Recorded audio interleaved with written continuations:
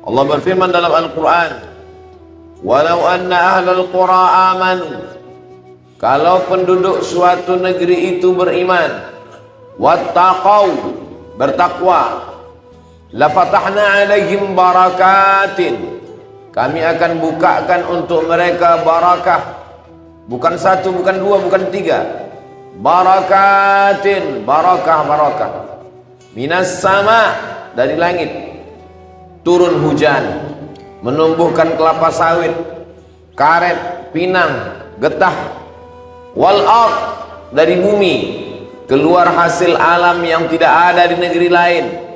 Eropa boleh maju dengan industrinya, tapi mereka tidak punya emas, mereka tidak punya nikel, mereka tidak punya batu bara, mereka tidak ada hasil alam. Begitulah Allah Subhanahu wa ta'ala menjanjikan. Dan Allah itu kalau sudah berjanji, kita selalu mengatakan innaka la tukhliful mi'ad, engkau tidak pernah ingkar janji ya Allah. Allah cuma minta kepada kita dua, walau anna alal qura amanu, percaya, wattaqau, takut. Kalau ada rasa percaya kepada Allah, setelah percaya muncul rasa takut kepada azab Allah, maka Allah berjanji la fatahna alaihim barakatin, barakah. Negeri kita ini dinamakan dengan untayan zamrud katulistiwa karenanya menghijau. Tongkat dan batu jadi tanaman karena suburnya. Sampai-sampai orang Belanda datang jauh menyeberangi samudra laut yang luas untuk mengambil rempah-rempah dari negeri ini. Begitulah suburnya. Dan hari ini Allah tunjukkan lagi satu kenikmatan, barakatim minas sama, dari langit, wal ard, ada barang-barang tambang yang di dalam tanah kita yang tidak ada di dalam tanah orang lain. Apakah ini semua menjadi berkah? Barakah artinya ziyadatul khair, bertambah kebaikan. Bendanya boleh sama, tapi dia bisa menjadi berkah, dia juga bisa menjadi laknat. Maka judul khutbah kita pada siang hari ini adalah antara berkah dan laknat. Kalau dia menambah kebaikan, berarti dia berkah. Tapi kalau dia hanya mengundang dosa dan murka Allah, maka dia bukan berkah, dia adalah laknat. Laknat dan berkah boleh dalam bentuk yang sama, dalam benda yang sama. Sepeda motor bisa menjadi berkah, bisa menjadi laknat. Handphone bisa menjadi berkah, bisa menjadi laknat. Kapan dia menjadi berkah? Ketika dengan handphone itu kita bisa belajar bagaimana membaca Al-Quran dari para qari-qari. Kita bisa mendengarkan tausiah dari guru-guru kita. Kita tahu arah kiblat, kita bisa tahu bacaan sholat. Sepeda motor, kalau dengan sepeda motor itu kita mudah ke masjid, mudah untuk datang ke pengajian, maka sesungguhnya saat itu dia sedang menjadi berkah. Tapi kalau dengan itu semakin mudah berbuat maksiat dan dosa, maka dia bukan berkah, dia adalah laknat. Orang mengatakan nikmat, tapi sesungguhnya dia adalah laknat. Laknat artinya ba'idun anir rahmah, yang membuat pemiliknya semakin jauh dari rahmat dan kasih sayang Allah Subhanahu wa ta'ala. Begitu juga dengan hasil alam kita, batu bara, emas, perak, nikel. Apakah itu semua menjadi rahmat? Apakah itu semua menjadi berkah? Atau justru menjadi laknat? Mari kita merenung sejenak. At-tafakkur sa'ah, bertafakkur, berpikir sesaat, khairun min qiyami lailah, lebih baik daripada tahajud sepanjang malam. Karena kalau ada orang yang tahajud sepanjang malam, setelah itu dia merasa sudah layak menjadi penghuni surga.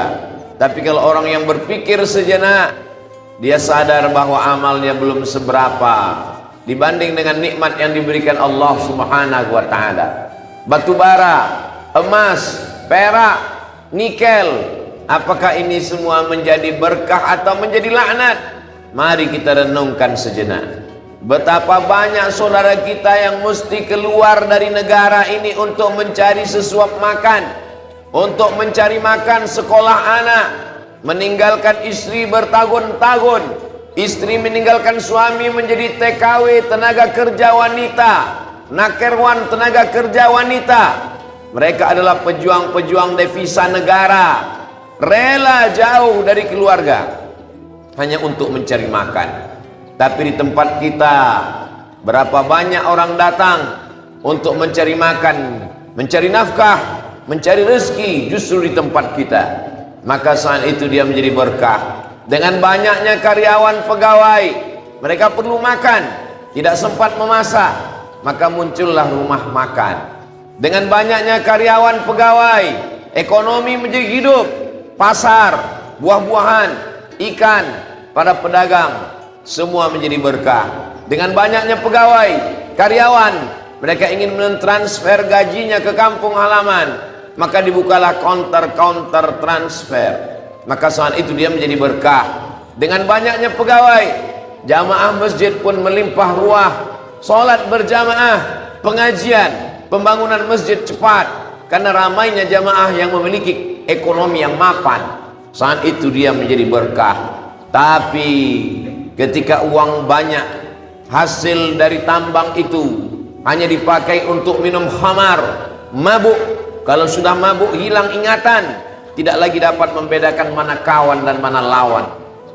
Emosi meningkat, pembunuhan terjadi, maka sesungguhnya dia bukan rahmat. Dia sudah berubah menjadi laknat, ba'idun 'anir rahmah, jauh dari kasih sayang Allah Subhanahu wa taala. Muncul perzinahan.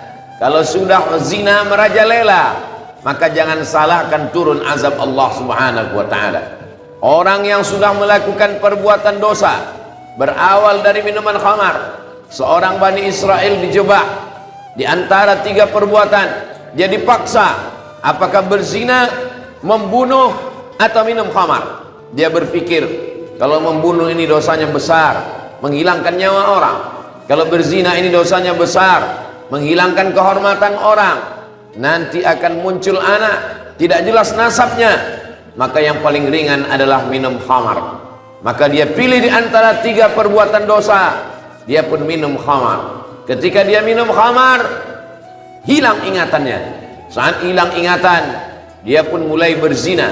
Lalu kemudian setelah itu dia sadar, nanti perempuan ini akan mengadukan perbuatan jeleknya kepada seluruh manusia, aibnya akan terbongkar. Kalau begitu perempuan ini mesti dibunuh, dihabisi nyawanya, dimatikan. Maka akhirnya zina dia lakukan, pembunuhan pun dia lakukan. Pintu dari segala dosa adalah khamar.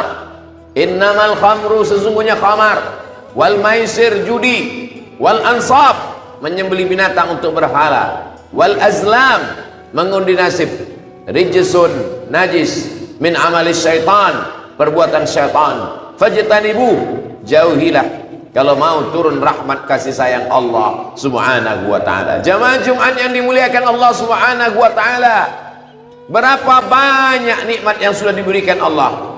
Ada seorang sakit, masuk ke rumah sakit, lalu kemudian dia perlu oksigen. Setelah memakai oksigen 1 jam lamanya, pihak rumah sakit meminta supaya membayar 500 rial kali 4.000 rupiah, 2 juta rupiah. Ketika rumah sakit menagih supaya dia membayar 500 rial, dia meneteskan air mata. Pasien ini menangis. Lalu pihak rumah sakit bertanya, kenapa tuan menangis? Apakah orang miskin? Kalau tidak ada uang jangan khawatir, nanti akan diambil dari zakat, akan dibayarkan ke rumah sakit. Dia pun lalu mengucapkan alasannya, saya menangis bukan karena saya miskin, ada uang untuk membayar. Yang saya tangiskan adalah ketika saya tidak bisa bernafas, ternyata dibantu dengan oksigen dari rumah sakit, saya mesti membayar 500 rial dalam waktu 1 jam. Sementara berpuluh-puluh tahun saya pakai nafas oksigen dari Allah, saya tidak pernah membayar sedikit pun. Allah tidak pernah minta 500 rial dalam 1 jam dari kita. Allah hanya ingin kita bersimpuh sujud kepadanya. Bagi yang sudah melakukan perbuatan maksiat, dosa, tidak ada jalan lain. Ya ayyuhalladzina amanu, wahai orang beriman, tubu ilallah, bertaubatlah kepada Allah, taubatan nasuha. Siapa yang tidak pernah melakukan perbuatan dosa? Kullu bani Adam khatta'un. Semua anak cucu keturunan Adam manusia ini khatta'un. Mereka semuanya pelaku dosa. Wa khairul khatta'ina at-tawwabun. Sebaik-baik pelaku dosa adalah orang yang bertaubat kepada Allah Subhanahu wa taala. Yang pernah berzina, yang pernah minum khamar, sabu-sabu, narkoba, terlarut dalam perbuatan maksiat dan dosa. Mau sampai kapan? Mau sampai di mana? Innallaha la yaqbalu taubatal abdi. Innallaha yaqbalu taubatal abdi. Allah menerima taubat seorang hamba malam yugharghir, sebelum ghargharah, sebelum nyawa sampai ke tenggorokan. Allah masih lagi menerima taubat. Hari Jumat hari yang penuh dengan keberkahan. Mandi solat Jumat, mandi sunat, mandi taubat. Setelah itu lalu kemudian berwudu, bertayamum. Kalau tidak mampu berwudu, setelah itu solat sunat taubat 2 rakaat. Usalli sunnatat taubat raka'ataini lillahi ta'ala. Ma min muslimin yudhnibu dzamban. Ada orang muslim yudhnibu dzamban, silap, khilaf, salah, melakukan perbuatan dosa. Thumma yatatahhar, setelah itu kemudian dia mandi. Thumma yastaghsil, yaghtasil, mandi. Yatatahhar, bersuci. Yang paling bagus mandi atau berwudu atau bertayamum. Thumma yusalli rak'ataini, setelah itu dia salat sunat 2 rakaat. Thumma yastaghfirullah, kemudian setelah itu dia beristighfar, minta ampun kepada Allah. Illa ghafarallahu lah, maka Allah mengampunkan segala dosa-dosanya. Kenapa ikan di dalam laut itu tidak asin padahal airnya asin? Kenapa ikan yang naik ke atas darat ketika dikasih garam menjadi asin padahal asin air laut dijemur menjadi garam? Garamnya sama dari air laut yang sama. Tapi kenapa ikan di laut tidak asin? Kenapa ikan yang sudah naik ke darat bisa menjadi asin? Ikan di laut tidak asin karena dia hidup. Sedangkan ikan yang sudah naik ke darat ketika dikasih air garam dia menjadi asin karena dia sudah mati. Siapa yang hidup dia tidak akan tergoda. Siapa yang mati maka dia akan mudah dipengaruhi oleh lingkungannya. Kawan, satu kos-kosan, satu lingkungan amat sangat berpengaruh. Tapi kalau jiwa kita hidup maka dia tidak akan bisa membuat kita asin. Matsalul ladzi yadhkuru rabbahu wal ladzi la yadhkuru rabbahu kamatsalil hayyi wal mayyit. Siapa itu orang yang hidup? Orang hidup bukan orang yang bekerja. Orang hidup bukan orang yang makan. Orang hidup adalah orang yang hatinya berzikir kepada Allah Subhanahu wa ta'ala. Maka jangan lupakan zikir subuh, zuhur, asar, maghrib, isya, doa, tahajud. Sebanyak apapun orang menggoda, kalau hati kita hidup dia tidak akan pernah mampu. Maka kita disuruh tidak hanya sekedar berzikir kepada Allah tapi juga berjamaah. Alaikum bil jamaah, hendaklah kamu berjamaah. Paksa-paksakan kaki melangkah. Syukur-syukur ada sepeda motor, bawa ke masjid. Orang akan segan mengajak kita minum khamar, berzina kalau dia tahu kita ahli masjid. Dia akan sungkan. Allah menjaga kita. Pakai peci, pakai baju koko, pakai topi putih, orang akan sungkan mengajak melakukan perbuatan dosa. Allah menjaga. Membaca ayat kursi pada waktu subuh dipelihara Allah sampai zuhur, dijaga dari zuhur ke asar, dipelihara dari asar ke maghrib, dari maghrib ke isya, dan isya sampai ke subuh. Pemeliharaan Allah itulah yang kita inginkan. Alaikum bil jamaah, hendaklah kamu berjamaah, berteman, berkawan, bersahabat. Datang rasa malu, datang rasa sungkan. Nanti kalau ketahuan, Allah mengawasi hati, kawan mengawasi badan. Berteman bersama berjamaah. Kalau ada kawan yang melarang kita berzina, kalau ada kawan yang mengawasi kita jangan sampai minum khamar, kalau ada kawan yang selalu mengingatkan kemana pergi gajimu, apakah kau sudah bayar zakat, apakah sudah sholat berjamaah, teman seperti ini peganglah. Inilah teman setia, inilah teman yang menyelamatkan kita dari azab Allah Subhanahu wa ta'ala. Bagi yang belum menikah, menabunglah, disimpan karena hidup masih panjang. Man istata'a minkumul ba'ata falyatazawwaj. Bagi lelaki yang sudah mampu, punya gaji, falyatazawwaj, menikahlah. Fa innahu aghaddu lil basar, karena menikah itu menjaga pandangan. Wa ahsanu lil farj, menjaga kemaluan. Faman lam yastati', Kalau tidak sanggup, fa'alaihi bisawm, banyak puasa sunat, puasa Senin Kamis, puasa Nabi Daud. Fa innahu lahu wija, dia akan menjadi obat, akan menjadi penjaga. Orang yang berjamaah akan dijaga dengan jamaahnya. Maka syarat supaya kita istiqamah yang pertama adalah hijrah, taubat, meninggalkan yang haram kepada yang halal, meninggalkan yang dilarang Allah kepada yang diperintahkan Allah. Setelah kita jaga, lalu kemudian kita berjamaah, berteman, berkawan, bersahabat dengan orang baik-baik, selalu datang ke masjid berjamaah. Setelah itu lalu kemudian Allah akan berikan istiqamah dalam hati. Puncaknya hadiah terindah adalah husnul khatimah. Tidak ada gunanya amal banyak kalau tidak husnul khatimah. Itulah mengapa di antara doa kita pagi, petang, siang dan malam, Allahumma khtim lana bi husnil khatimah. Hidup tidak lama. Kalau ada yang menyangka dia berzina, dia minum khamar, dia mabuk, lalu dia katakan umur masih panjang, satu-satunya yang pasti adalah kematian. Orang yang menang belum tentu sampai usianya sampai pelantikan.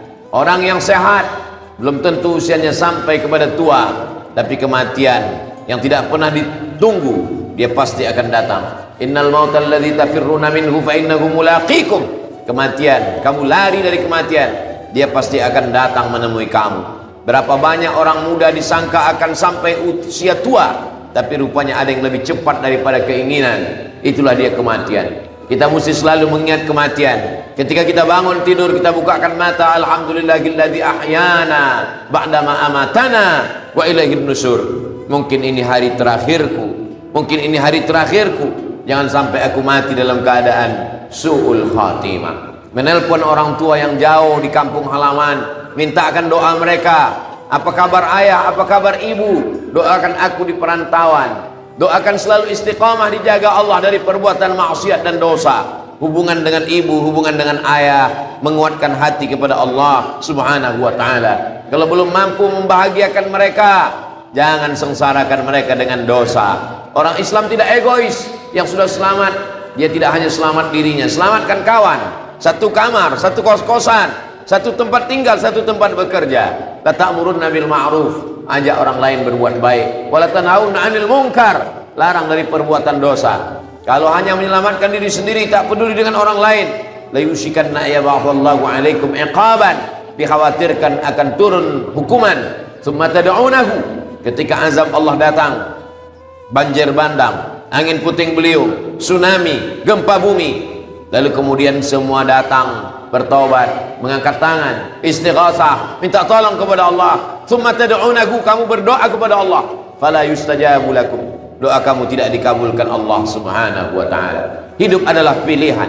Allah kasih telinga, Allah kasih mata, Allah kasih tenaga, pakai untuk mendatangkan rahmat Allah, jauhi dari perbuatan maksiat yang mendatangkan laknat Allah.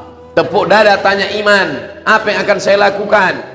Wa qul i'malu, beramallah, berbuatlah, fasayarallahu amalakum, Allah yang akan melihat, wa rasuluhu, Rasulullah melihat, wal mu'minun, orang beriman. Ayah kita yang sudah meninggal, almarhumah ibu kita yang sudah mati, mereka melihat segala perbuatan kita, apa yang kita lakukan. Betapa bahagianya mereka, walaupun sudah di alam barzakh, mereka melihat anaknya bekerja dengan tekun, menabung, menyimpan uang untuk persiapan masa depan, untuk membeli tanah, menanam sawit, kebun karet, untuk membuka usaha ladang dan sawah sebagai persiapan. Karena pekerjaan tak selamanya, tenaga tak selamanya ada, tak selamanya perusahaan akan memakai kita. Sampai masanya tenaga berhenti, lelah, letih, tua, lesu, maka sampai masanya ada yang kita harapkan. Ketika usia sampai, kita pun mati dalam keadaan kalimat terakhir yang keluar dari mulut kita adalah la ilaha illallah Muhammadur Rasulullah sallallahu alaihi wasallam. Isma syi'ta, hidup sesuka hatimu, fa innaka mayyit, tapi ingat kau akan mati.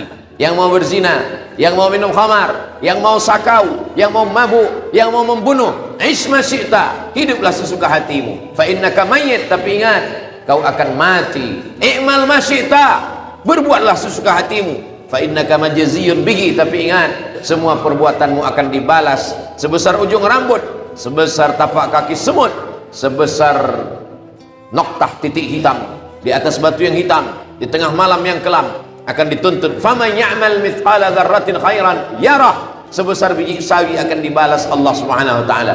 Habib, cintailah siapapun yang mau kau cintai, mencintai pendosa, mencintai maksiat, tapi ingat, fa innaka mufariquhu, kau akan berpisah sampai masanya, semua akan tinggal. Yang kekal abadi hanyalah illal ladzina amanu, iman, wa amilus salihati, dan amal saleh.